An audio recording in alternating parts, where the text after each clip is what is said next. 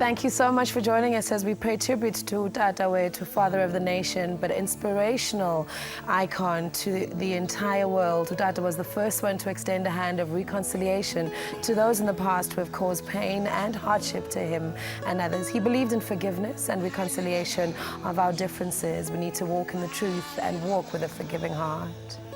And Tata Madiba was always in pursuit of reconciliation and peace. Now, this is seen with the gestures where he does the unthinkable and to promote tolerance as well. And this was seen when South Africans and the world looked in shock when Tata Madiba went to have a bit of tea with Betsy Verwoerd, the wife of the late Prime Minister Hendrik Verwoerd, the man whose government sentenced Madiba to 27 years in jail. An amazing thing that was, because who would have thought? You come back, you embrace the enemy.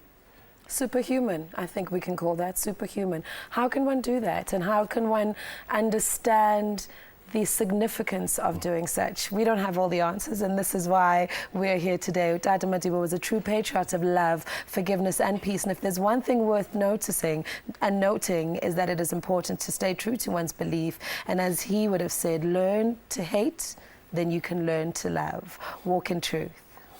And here with us in studio tonight is political analyst Prince Mashele, political analyst to reflect with us on the humility and spirit of reconciliation of Tata Madiba and what he embraced.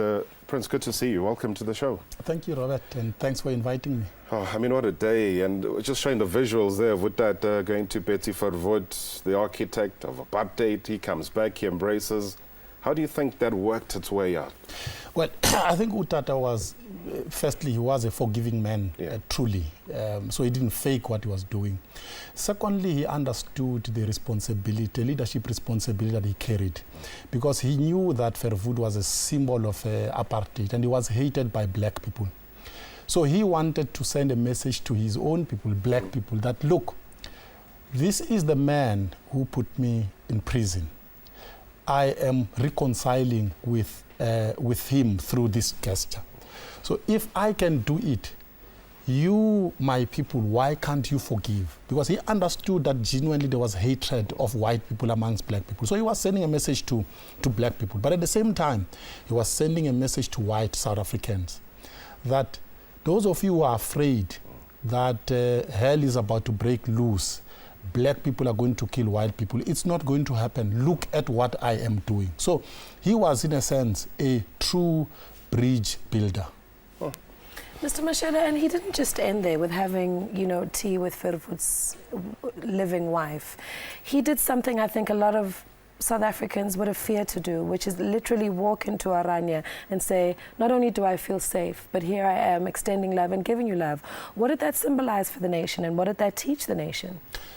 It communicated a clear message to the nation that anyone who thinks that because they belong to a specific group, they must withdraw from the bigger South African nation, that is wrong. That we need to find each other.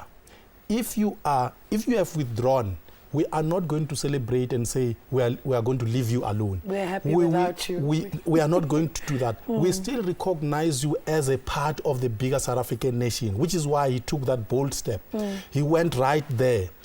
Those people in Orania did not expect him to come there. They were shocked to see him there. But they were shocked in a pleasant way because they realized that he values them.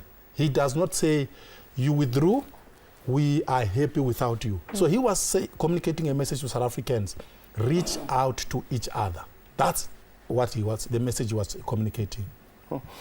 And I think a lot of strides have been gained. A lot has happened in this country. And tomorrow is going to be a big day where finally, possibly, closure happens. The memories will live on long and hard.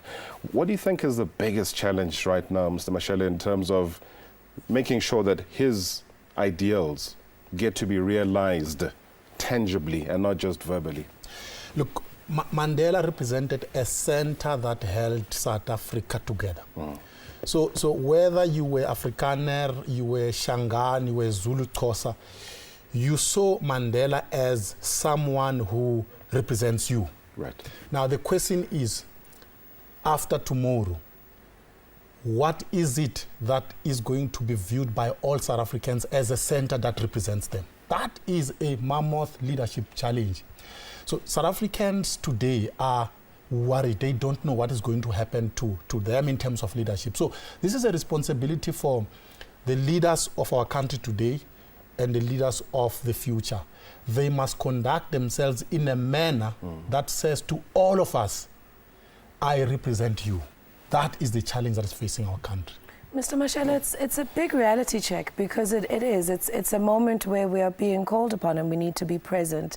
However, how do we ensure that we don't start now creating a nationwide or state paranoia or making people very nervous about a South Africa without Utata Mandela? We always knew it was coming, but I think today we understand that tomorrow is that day. Well, it's a responsibility of every South African, really, in small and little spaces. And you see, we've got to go beyond the illusions of miracles. The illusions, the days of miracles are over. We are now entering a real situation where every one of us in our little corners have to do good. Now, there is no, we are not going to have another Mandela. So it means wherever you are, you must do good. So if we all do that, we are going to build this country. So that is the message that we must appreciate. If we don't appreciate that message, we will think that things are falling apart when we are actually the builders who are supposed to construct this country.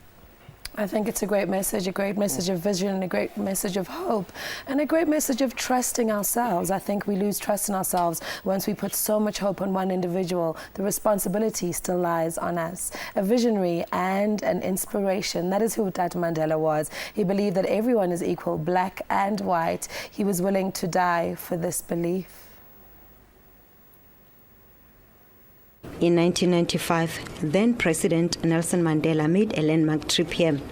He had tea with Betsy Verwoerd, who echoed calls for a Volksstaat. Madiba told her he believed in a united South Africa. For many, Orania is a blister on a democratic state. He stood for freedom, which is the same thing we are standing for.